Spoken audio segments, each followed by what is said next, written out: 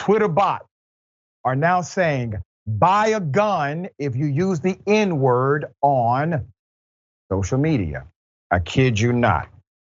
Let's put up the Twitter leader right now. According to Rolling Stone, Twitter bots are using the encrypted messaging app Telegram to sell guns across the platform against its terms of service. This comes after Elon Musk Twitter takeover, where he announced he'd make cleaning up the bot a top priority. His strategies on that front have produced, at best, mixed results. Moreover, in recent months, some users have been plagued by a type of spam that directly violates Twitter policy. Automated replies from accounts offering guns for sale. Now let me show you how significant this is. Let's put up messages. The bots seem to be activated by specific keywords, often predominantly curse words, and especially the N-word. Here's an example of some bots and their responses with polls referring to weapons. Okay, yo, I got cheap, clean poles for sale. Click the link in my bio. Poles means gun.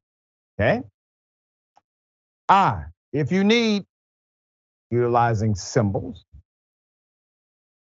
Click the telly in my bio 247.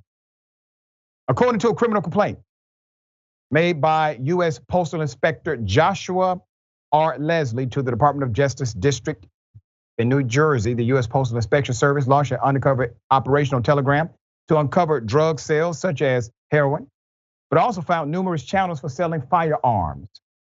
Starting in or around August 2020, USPIS began conducting an undercover operation on the social media platform Telegram. Several channels were identified as selling narcotics, including TMO drug menu, and I think this is Ill Feels drug menu, which advertised the sale of various types of illegal drugs, including heroin and pills.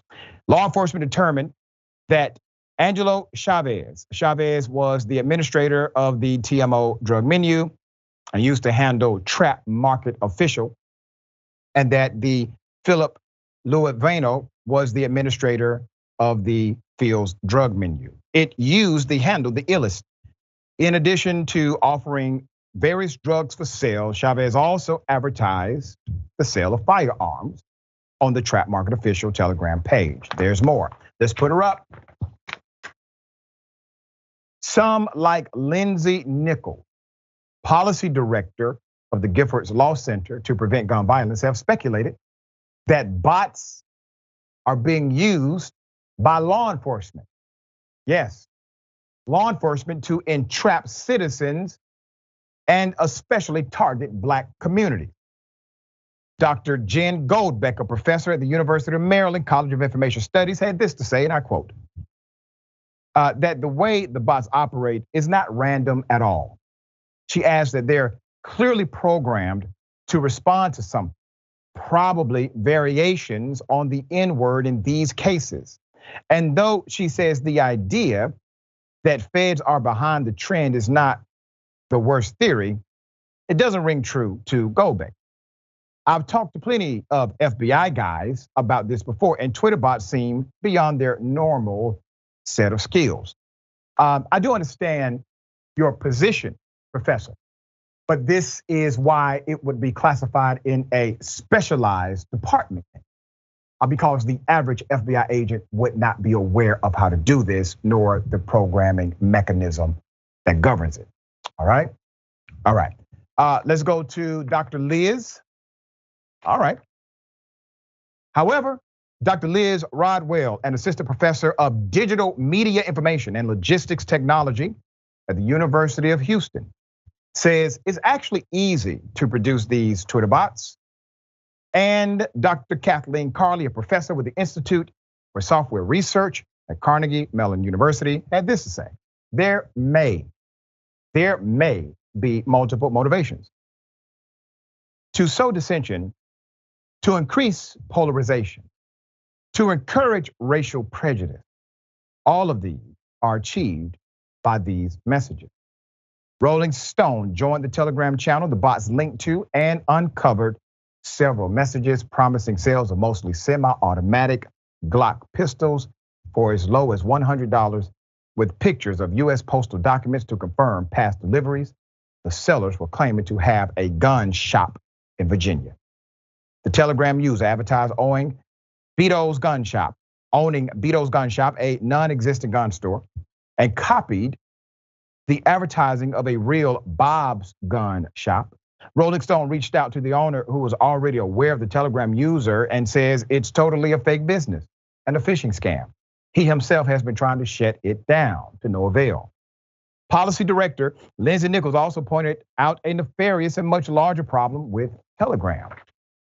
The loophole in federal law that allows unlicensed sellers to sell guns without conducting background check emboldens bad actors. Indeed, even as a phishing scheme, the business relies on buyers believing that they surreptitiously purchase weapons over state lines and the internet or on the internet without getting caught. Nichols says the phenomenon highlights the need for a clear line of identifying when gun seller or a gun seller is required to be licensed, get a license, and conduct background check. So you may be wondering, well, how does this even work as far as interstate travel, the purchase of firearms? Obviously, a minor could do so under this particular framework. Well, conservatives in particular don't give a damn. They don't care. They will not present legislation to say, okay, we get it, at least this version of gun control is relevant. Anytime you attempt to make a common sense law to stop a disaster from happening as it relates to guns, they scream gun control. But keep this in mind. Yes, you do have the constitutional right to bear arms. You also have the constitutional right, freedom of speech. But that freedom is limited. In other words, you cannot utilize that speech in order to harm someone else. It has a limitation, a penalty, a repercussion. So when we have that restriction on speech, nobody says, well, that's speech control. We know it to be common sense. So why do we utilize the terminology gun control when it's simply a common sense approach to stop others from being harmed? AB, thoughts here?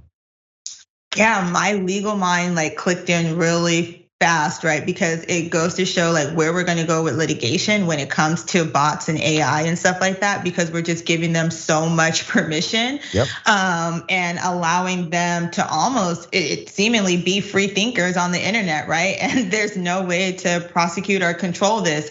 So I think that's like a big issue that we need to consider. In addition to looking at the target audience in this, right? When you look at the vernacular that is used in these tweets and information, there is a particular target audience. And I think that's one thing we need to be aware of, because whether it means that this young target audience, right, gets a hold of weapons and we have more mass shootings in schools and stuff like that, or it means that we find a way to put more people of color in prison because they are being entrapped. We have an issue on our hands. And so I absolutely agree that we need to be talking about the Second Amendment and putting some limitations on that, so that it's still safe to be a gun holder in this country, without opening up the floodgates to any and everybody and their mama, people who don't need to have guns in their hands, having guns in their hands. So, it's scary on all fronts. And again, from a legal perspective, I'm really interested in how we're gonna deal with this in the future. Yeah, when a disaster happens, I hate to say it that way, I really do.